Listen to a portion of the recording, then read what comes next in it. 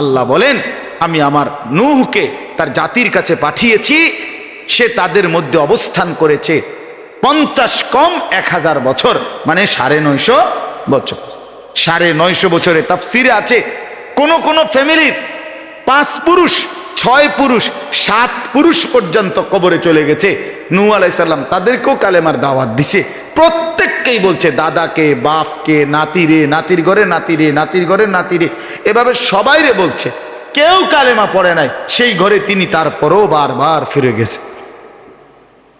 এত বেশি বলার পরেও 950 বছর পরে যেদিন চূড়ান্ত আল্লাহর আযাব শুরু হয়ে গেছে, ওয়াফারাত তান্নুর, তন্দুরি চুলার থেকে পানি বের হয়ে গেছে, নূহ আলাইহিস সালাম দেখছে তুফান শুরু হয়ে যাবে, এখন পানি ডুবে যাবে। এখন এই লাস্ট টাইমেও, শেষ মুহূর্তেও ওনার ছেলে কেনাআনকে বাঁচাইবার জন্য